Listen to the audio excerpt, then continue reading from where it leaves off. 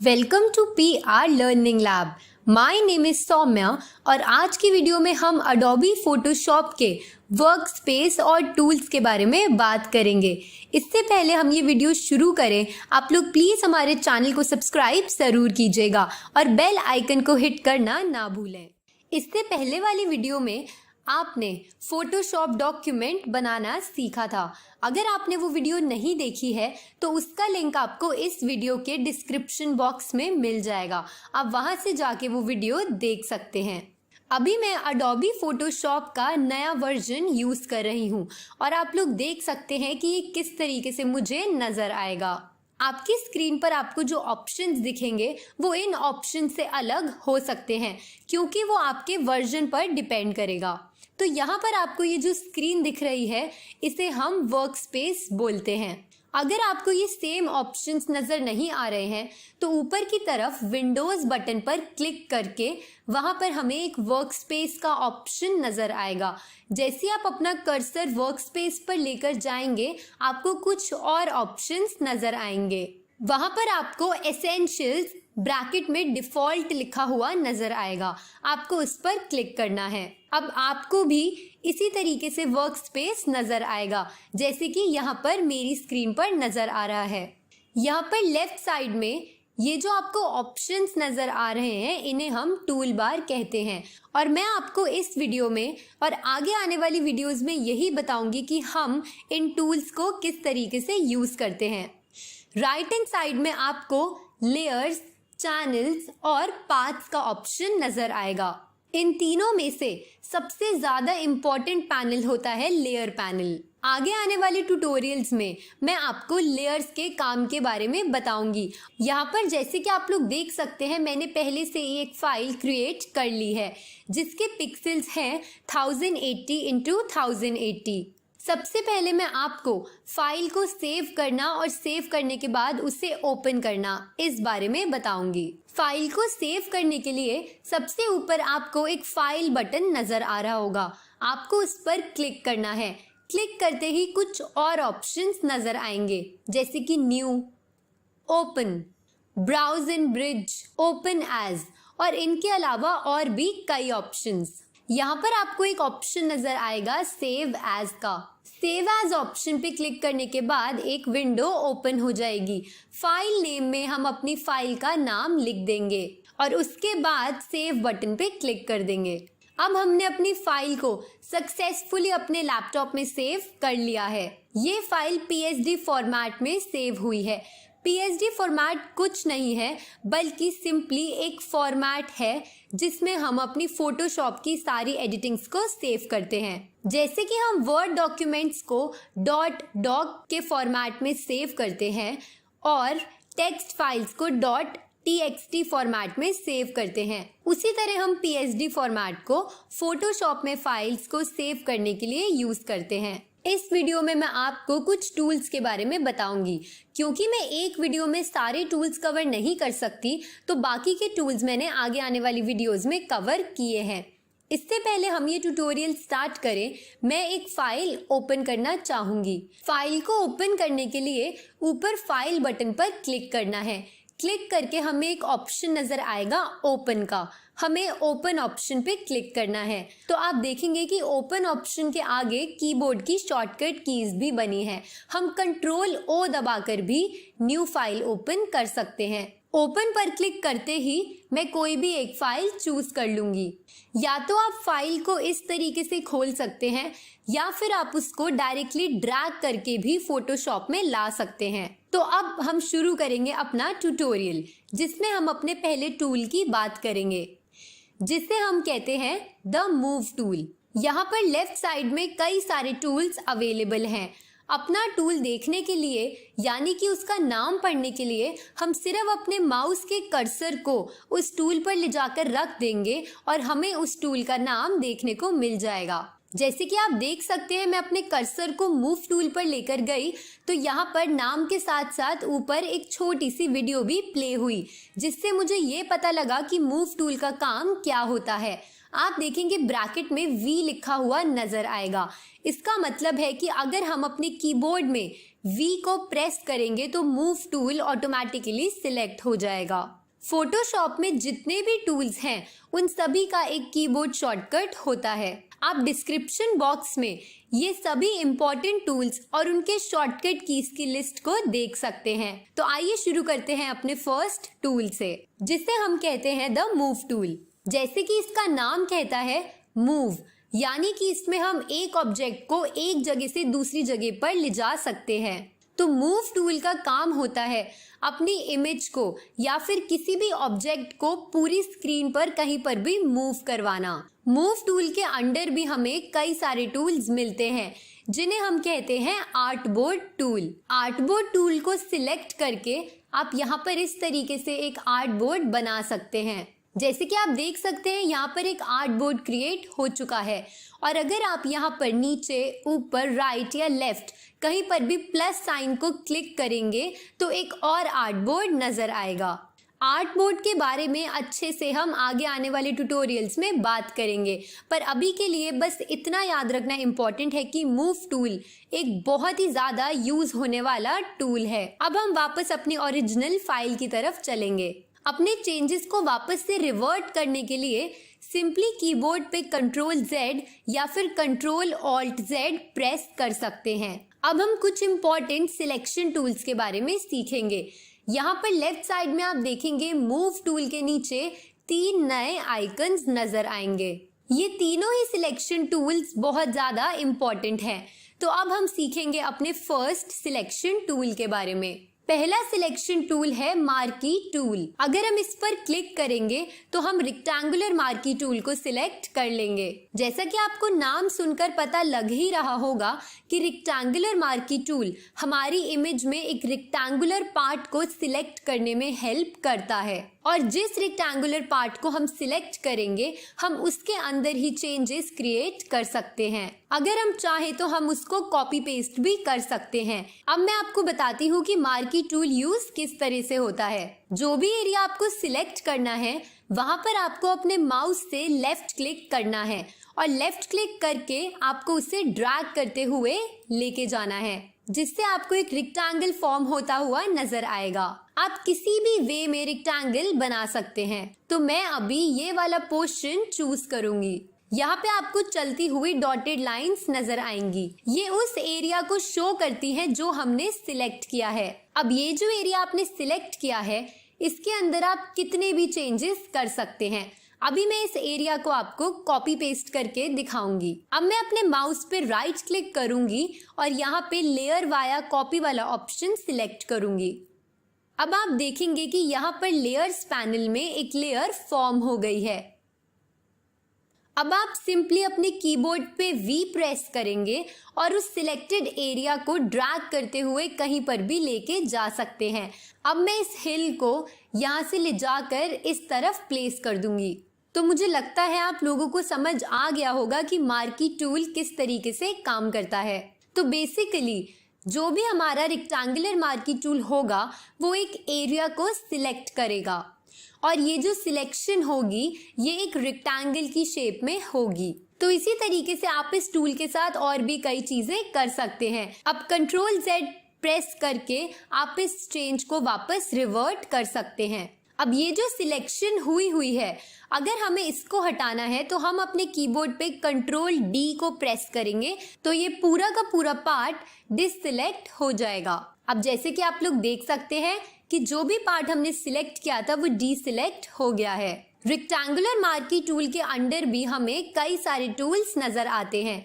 जैसे ही आप इस पर क्लिक करेंगे आप देखेंगे यहाँ पर आपको इलेप्टिकल मार्की टूल नजर आएगा। जैसे कि आपको नाम से ही समझ आ रहा होगा कि इलेप्टिकल मार्की टूल एक इलेप्टिकल एरिया सिलेक्ट करने में हेल्प करता है। या तो आप इस इमेज का एक इलेप्टिकल पार्ट सिलेक्ट कर सकते हैं या फिर आप चाहें तो सर्कल भी सिलेक्ट कर सकते हैं। अब आप देख सकते हैं यहाँ पर एक डॉटेड लाइन नजर आएगी। इसका मतलब ये पोर्शन सिलेक्ट हो चुका है। अब मैं इस पोर्शन पे राइट क्लिक करूंगी और यहाँ पे लेयर वाया कट वाला ऑप्शन सिलेक्ट करूंगी। आप लोग देखेंगे कि राइट साइड में एक और लेयर क्रिएट हो गई है। अब मैं अपने कीबोर्ड पर V बटन को प्रेस करके इस मूव टूल को यूज करूंगी और अब आप देखेंगे कि मैं इस पिक्चर के इस सिलेक्टेड पार्ट को बहुत ही इजीली मूव कर सकती हूँ। तो इसी तरीके से आप रेक्टेंगुलर मार्की टूल और इलिप्टिकल मार्की टूल का यूज कर सकते हैं और आप अपनी इमेज के उस पार्ट को इजीली चेंज कर सकते हैं जहां पर भी आपने ये टूल अप्लाई किया होगा। कभी कभी ऐसा भी हो सकता है कि हमें अपनी इमेज का जो पार्ट सिलेक्ट करना हो वो ना ही रेक्टेंगुलर हो और ना ही एलिप्स के फॉर्म में हो। उस केस में हमें एक नया टूल लेने की ज़रूरत पड़ेगी। उसके लिए आपको यहाँ पर एक दूसरा टूल नज़र आएगा जिसका नाम है लैसो टूल। लैसो टूल को यूज़ करके आप एक कस्टम साइज यानी कि अपनी पसंद से कोई भी साइज और कोई भी स्टाइल बना सकते हैं। अब मैं इसको जूम इन करूँगी और अब मैं लैसो टूल को यूज करना शुरू करूंगी ताकि मैं इस इंसान को सिलेक्ट कर पाऊं।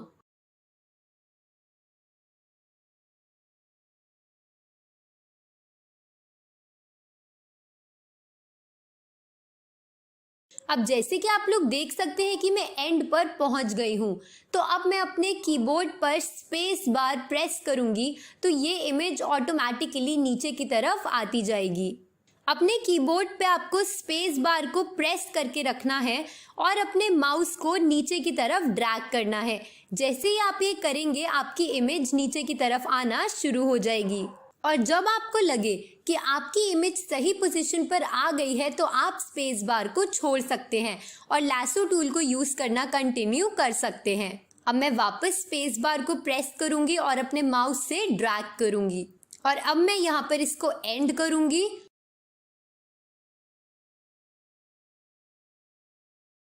और अब अपनी पिक्चर को जूम आउट करूंगी और अब मैंने लैसो टूल को यूज करके इमेज का सिलेक्शन कर लिया है। आप देखेंगे कि यहाँ पर एक थोड़ा सा पार्ट है जिसको मैंने सिलेक्ट नहीं किया है। मुझे इस बीच वाले थोड़े से पार्ट को सिलेक्ट नहीं करना है, तो अब मैं वापस जूम इन करूंगी और अपने कीबोर्ड पर ऑल्ट प्रेस करूंगी। जैसे ही मैं ऑल्ट बटन प्रेस करके यहाँ पर इस एरिया को सिलेक्ट करना शुरू करूंगी तो मुझे वापस से अपना लैसो टूल यूज होता हुआ नजर आएगा और ये बीच वाला पूरा एरिया डीसिलेक्टेड रह जाएगा। इस बार आप देखेंगे कि जब मैं लैसो टूल यूज कर रही हूँ तो मुझे इसके साइड में एक सिंबल नजर आएगा।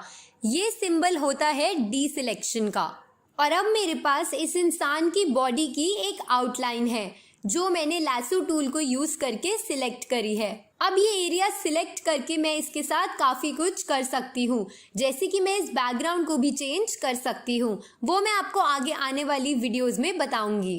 या फिर आप इस सेम इंसान को अपने लेफ्ट या राइट में कॉपी पेस्ट भी कर सकते हैं। मैं इस पर राइट क्लिक करके लेयर वाया कॉपी वाले ऑप्शन को सिलेक्ट करूंगी और अब मैं अपने कीबोर्ड पे V वाला शॉर्टकट प्रेस करूंगी। V प्रेस करते ही मेरा मूव टूल सिलेक्ट हो गया।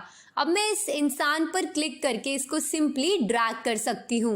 अब जैसे कि आप लोग देख सकते हैं एक कॉपी इजीली क्रिएट हो गई है। अब मैं आपको एक और टूल के बारे में बताऊंगी जो हमें लैसो टूल के अंडर मिलता है। ये होता है पॉलीगैनो लैसो टूल। इस एरिया को डीसिलेक्ट करने के लिए आप कंट्रोल डी प्रेस कर सकते हैं। पॉलीगैनो लैसो टूल एक तरीके का लैसो टूल होता है जिसको हम पॉलीगनल यानी पॉलीगन वाले एरियाज में सिलेक्ट करने के लिए यूज करते हैं। लैसो टूल में आप अपने फ्री हैंड सिलेक्शंस कर सकते हैं, पर पॉलीगैनो लैसो टूल में आप फ्री हैंड सिलेक्शन नहीं कर सकते, यानी कि आप सिंपली अपने माउस को कहीं पर भी ड्रैग नहीं कर सकते हैं। पॉलीगैनो लैसो टूल यूज करने के लिए आप केवल लाइन सेगमेंट्स बना के ही एक शेप को सिलेक्ट कर सकते हैं। अब मैं इस इमेज को जूम इन कर लेती हूँ और अब पॉलीगैनो लैसो टूल का यूज करके मैं सिलेक्शन करूंगी। जैसे कि आप देख सकते हैं मैं इस टूल को यूज करके सिलेक्शन कर पा रही हूँ। जब भी आपको कोई भी एरिया सिलेक्ट करना हो आपको सिंपली एक लाइन ड्रॉ करनी है और लेफ्ट क्लिक करना है। जैसे कि आप देख सकते हैं मैंने इसकी पैंट्स और शूज को पॉलीगैनो लैसो टूल की हेल्प से सिलेक्ट कर लिया है। यहाँ पर मुझे सिर्फ लाइन सेगमेंट्स नजर आएंगे। इस एरिया को सिलेक्ट करने के लिए मैं सिर्फ लाइन सेगमेंट्स का यूज कर पाई। जब हमने लैसो टूल यूज किया था तो हम इस एरिया को इतना क्लियरली सिलेक्ट नहीं कर पाए थे, पर पॉलीगन और लैसो टूल का यूज करके हम अपना काफी सारा टाइम बचा सकते हैं। अब मैंने इस एरिया को सिलेक्ट कर लिया है। अब अगर मैं चाहूँ तो मैं इन पैंट्स और शूज का कलर भी चेंज कर सकती हूँ। ये मैं आपको आगे आने वाली वीडियोस में सिखाऊंगी। अब हम इस एरिया को डीसिलेक्ट कर लेंगे। जो अगला टूल हमें लैसो टूल के अंडर मिलता है वो है magnetic lasso tool. Magnetic lasso tool भी बाकी लैसो टूल्स की तरह ही है, लेकिन इसमें सिर्फ इतना डिफरेंस है कि ये एक मैग्नेट की तरह एजेस पर स्टिक करता है, यानी कि ये एजेस के ऊपर रुक जाता है। जैसे कि आप देख सकते हैं मैंने यहाँ पर सिलेक्शन शुरू करी, पर ये ऑटोमेटिकली अपना पूरा एरिया खुद सिलेक्ट करने लग जाता है। जिस तरह से एक मैग्नेट आयरन फिलिंग्स को अट्रैक्ट करता है, उसी तरीके से ये टूल केवल किसी भी पिक्चर की एजेस यानी उसकी बाउंड्री पर रुक जाता है। ये उसकी बाउंड्री को अट्रैक्ट करता है।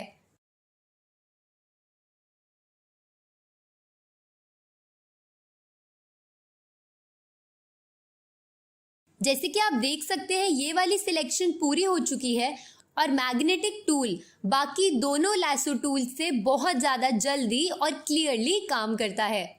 अब मैं इस एरिया को डीसिलेक्ट करके इमेज को जूम आउट कर लूंगी। अब जिस नेक्स्ट टूल की हम बात करेंगे वो है ऑब्जेक्ट सिलेक्शन टूल।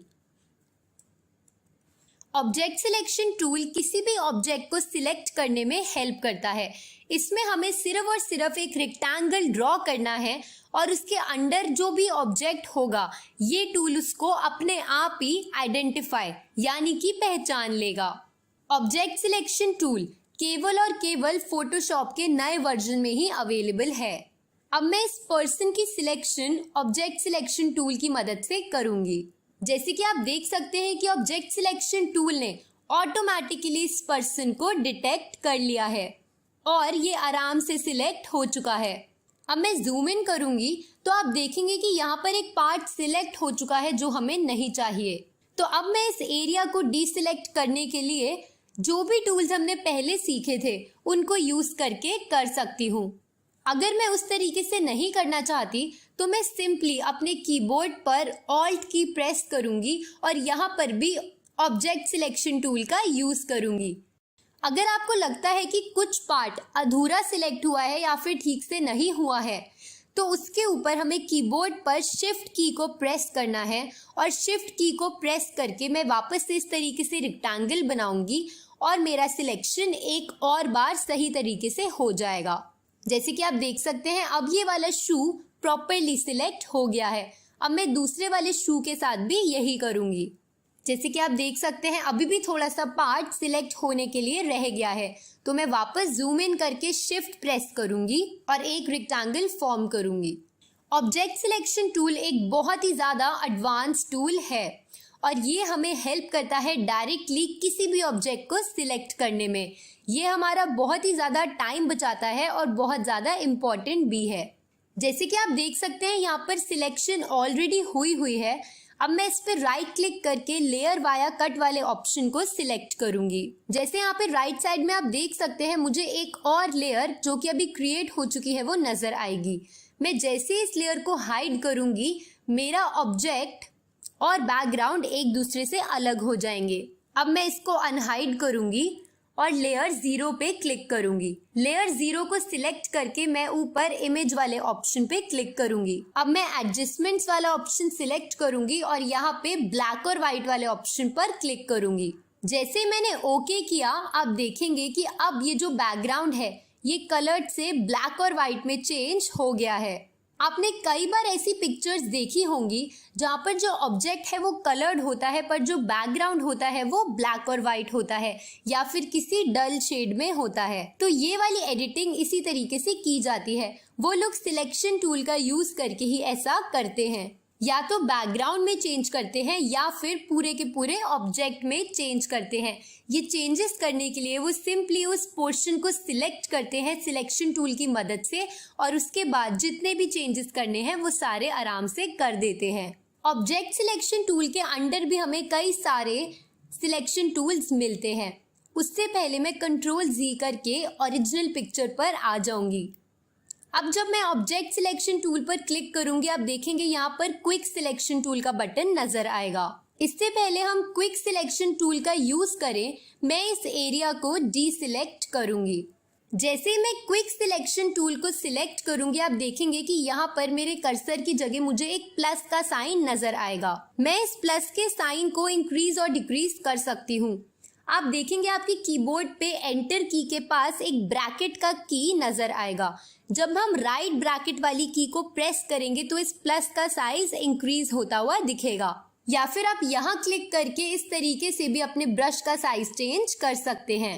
एंड अब जब भी आपको कोई भी सिलेक्शन करना है तो सिंपली आपको उस ऑब्जेक्ट पर क्लिक करना है और ड्रैग करना है। जैसे कि आप देख सकते हैं, मैं सिंपली क्लिक करके अपना सिलेक्शन कर पा रही हूँ। अब यहाँ पर आप देखेंगे कि ब्रश का साइज जो भी एरिया हमें सिलेक्ट करना है उससे बड़ा है। अब मैं इस ब्रश के साइज को डिक्रीज करूंगी। डिक्रीज करने के लिए आप अपने कीबोर्ड पे लेफ्ट वाला ब्रैकेट वाली जो की है उसको प्रेस करेंगे तो आपके ब्रश का साइज डिक्रीज हो जाएगा। मैं यहाँ पर फेस भी सिलेक्ट करूंगी और अब अगर मुझे ये नीचे वाला एरिया डीसिलेक्ट करना है तो मैं अपने कीबोर्ड पे ऑल्ट की प्रेस करूंगी। एंड जैसे ही मैं ऑल्ट की प्रेस करूंगी, आप यहाँ पर देखेंगे कि प्लस का साइन माइनस में बदल जाएगा। इसका मतलब अब मैं एक एरिया को डीसिलेक्ट करने वाली हूँ और अब मुझे बस क्लिक और ड्रैग करना है और मेरा एरिया डीसिलेक्ट हो जाएगा। और अब आप वापस से सेम चेंजेस कर सकते हैं जैसे मैंने पहले करके दिखाए थे। आप सिंपली इमेज ऑप्शन पे जाके इस तरीके से अपनी इमेज के बैकग्राउंड को ब्लैक और व्हाइट वापस से कर सकते हैं। पर इस बार मैं अपनी इमेज का बैकग्राउंड नहीं बल्कि इमेज को ही ब्लैक और व्हाइट करूंगी। अब मेरा जो बैकग्राउंड है वो कलरफुल है, पर मेरी जो पिक्चर है यानी कि जो सिलेक्टेड इमेज है वो ब्लैक और व्हाइट हो गई है। इस तरीके से हम सिलेक्शन टूल को कई तरीकों से यूज कर सकते हैं। अब मैं वापस से इस पूरे एरिया को डीसिलेक्ट करूंगी। कंट्रोल Z करके मैं वापस से अपनी ओरिजिनल इमेज पर आ गई हूँ। अब मैं आपको एक अगले टूल के बारे में बताऊंगी जो है magic wand tool. Magic wand tool एक मैजिक वॉन्ड की तरह काम करता है। जैसे ही मैं लेफ्ट क्लिक करूंगी, आप देखेंगे कि मेरी इमेज के ऊपर ऑटोमेटिकली एक सिलेक्शन बन चुका है। आप देखेंगे कि ये वाला एरिया बहुत ज्यादा अब्रप्टली यानी बहुत ज्यादा गलत तरीके से सिलेक्ट हुआ है। मैजिक टूल किस तरीके से काम करता है मैं आपको बताती हूँ। जब भी हम किसी एरिया पर क्लिक करेंगे तो मैजिक टूल उस एरिया पे वही सेम कलर से सिलेक्ट हो जाएगा।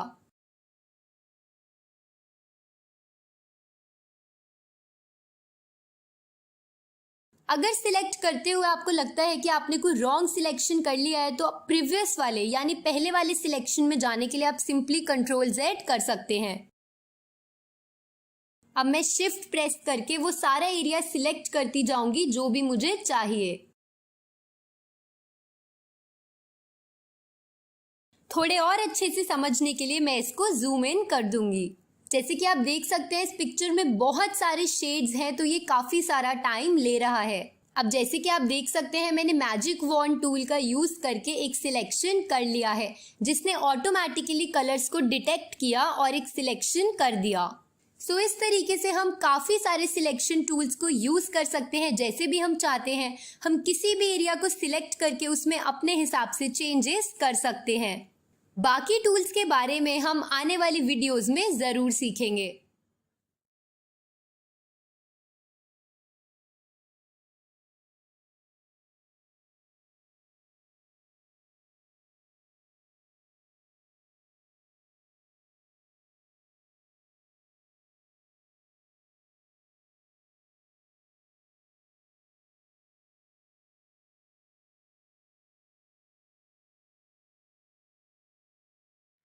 अगर आपको ये वीडियो पसंद आया तो प्लीज़ इस वीडियो को लाइक और शेयर ज़रूर कीजिएगा और हमारे चैनल को सब्सक्राइब करना ना भूलें। Thank you.